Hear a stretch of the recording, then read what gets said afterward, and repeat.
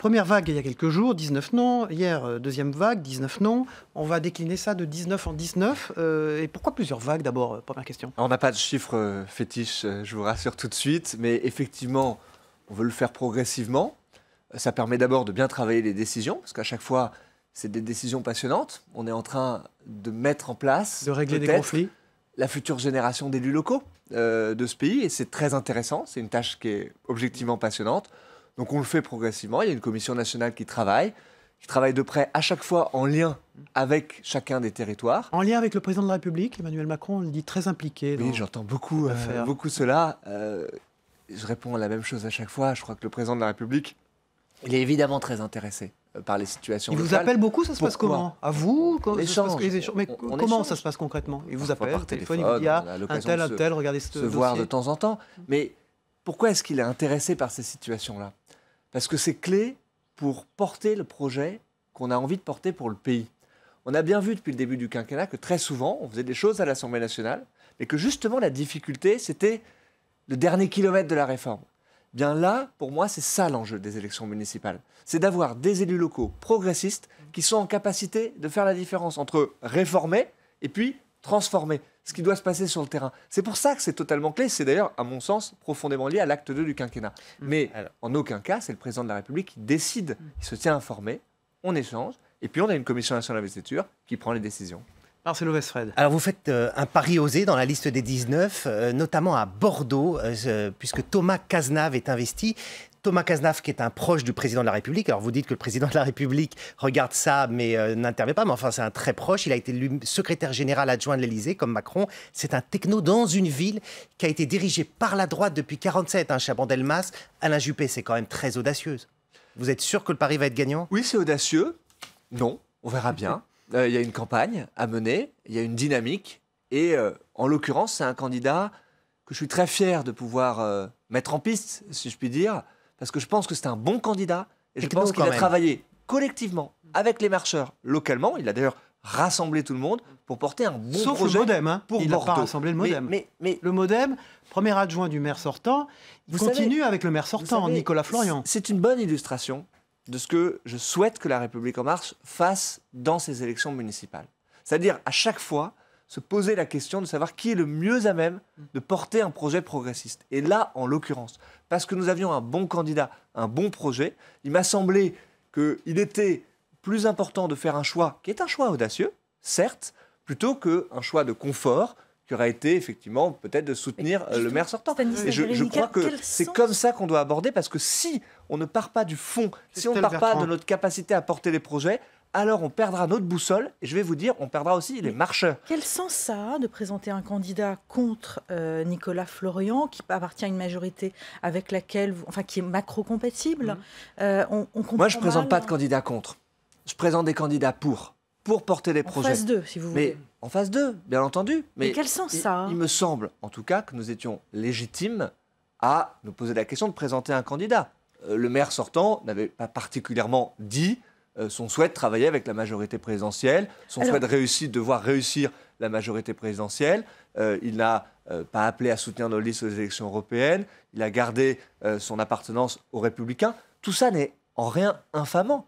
Et je crois que la campagne qui se mènera à Bordeaux sera une campagne pacifiée, proche de Valérie Pécresse, positive. Et donc, il n'y a aucun cas une animosité vis-à-vis du maire sortant.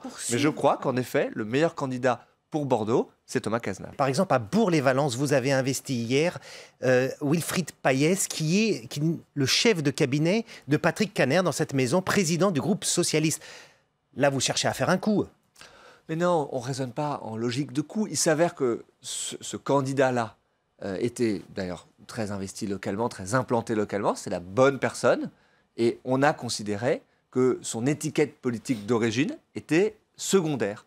Et à chaque fois, c'est comme ça que je raisonnerais, les étiquettes, les appartenances, y compris celles et ceux qui ne quittent même pas leur formation politique. Moi, ça m'intéresse beaucoup moins que notre capacité à rassembler et à proposer des projets. Alors, je crois que c'était le cas aussi à Bourg-les-Valences. Expliquez-nous aussi ce qui a été décidé hier soir en bureau exécutif de La République En Marche, vous y étiez évidemment, l'éviction, parce que c'est le terme, de Caroline Collomb, l'épouse du maire actuel de Lyon, qui était à la tête de la référente dans le Rhône de La République En Marche.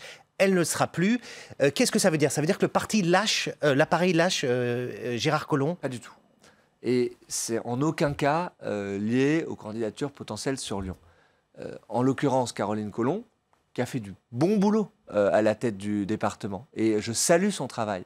Mais elle était très contestée en interne par les marcheurs. En l'occurrence, par ses fonctions, elle est magistrate, elle était empêchée dans des moments d'élection. Ça a été le cas pendant les élections européennes. Elle s'est mise elle-même en retrait. Et c'est le cas, vous savez qu'à partir de septembre, c'est la campagne municipale officiellement qui démarre. Dès septembre, la même situation se produit. Et donc, tout simplement, il faut que le département puisse avancer. Et donc, on a pris cette décision qui est une décision, très honnêtement, opérationnelle et organisationnelle. Et donc, en rien, ça n'a de lien avec les candidatures à Lyon. Mais je vais être très clair sur ce point-là. Quelle est votre attitude vis-à-vis de votre allié principal, François Bayrou, et le MoDem? Vous discutez, ça se passe au pied à pied, ça se passe bien, ça se passe moyennement bien. Non, ça se passe bien. Ça se passe bien. Et d'ailleurs, un peu contrairement au papier que j'ai pu lire ces derniers jours, moi, je me suis toujours exprimé de façon claire. Le MoDem, pour La République En Marche, c'est plus qu'un partenaire. C'est un allié. Et donc, on discute de façon extrêmement régulière. Vous allez lui céder beaucoup de choses. On a fixé un certain nombre de principes. Vous allez lui céder les principes de discussion. Principe de discussion, c'est que moi, je n'avance jamais, et on a fait 2 vagues d'investiture, sans en avoir parlé avec François Bayrou et sans qu'on ait pu avoir un travail ensemble. Deuxième principe, à chaque fois où on peut aboutir et faire ensemble, on fait ensemble. Et je vous rassure tout de suite, dans l'immense majorité des cas, eh bien, on aura des stratégies communes. Et puis, troisième principe, si parfois on a des stratégies divergentes, vous avez parlé de Bordeaux, le MoDem a un premier adjoint à Fabien Bordeaux, Robert. Fabien Robert, eh bien, tout ça est respectable et on accepte l'idée de pouvoir faire campagne séparément. Et je vous rassure aussi, ça ne remettra en rien l'unité de la majorité présidentielle. Vous avez un gros point de divergence sur Paris, par exemple. Le MoDem aimerait repousser l'annonce de la tête de liste de manière à voir qui se dégage parmi les candidats. Vous souhaitez toujours l'annoncer le 10 juillet? C'est la Commission nationale d'investiture qui décidera cela. Et c'est pour ça qu'on a une Commission nationale d'investiture. Elle est souveraine à décider la date de l'annonce. Et à titre personnel, moi, je me suis toujours exprimé selon la même ligne. Oui, je pense qu'il est souhaitable que nous désignions notre candidat ou notre candidate avant l'été. Pourquoi? Parce qu'il y a beaucoup de travail, de préparation à mener. C'est une élection qui est une élection importante. Il y a 17 listes d'arrondissement à constituer. Il y a un travail sur le fond à faire. Les marcheurs ont beaucoup travaillé ces derniers mois pour préparer un projet pour Paris. Et donc, au moment où nous choisirons l'incarnation pour ce projet, eh bien, il y a un travail très fin à mener. Et je crois qu'il serait favorable et souhaitable que ça soit fait avant l'été. Même si ça tend un peu les relations avec le MoDem. Mais moi, je ne sens pas les relations tendues. On se voit toutes les semaines avec l'exécutif du Paris, MoDem. Ça sera un point de crispation quand même. Bien, moi, je crois qu'il faut avancer. Il faut se poser la question de la meilleure incarnation possible. Et encore une fois, la meilleure manière de faire avec nos partenaires, c'est y compris de le faire dans la clarté, de dire ce que les uns et les autres on pense. Moi, je l'ai dit suffisamment clairement concernant Paris. Des manifestants ont été évacués ce week-end qui faisaient un sitting sur le pont de Sully, des manifestants écologistes. Ils ont été évacués de façon assez musclée, du gaz lacrymogène projeté assez près du visage. Est-ce que vous trouvez que c'est une bonne manière de faire? François de Rugy a dit que lui trouvait ça un fonctionnement normal. Qu'est-ce que vous en pensez? Moi, j'ai été, comme beaucoup, assez heurté par les images.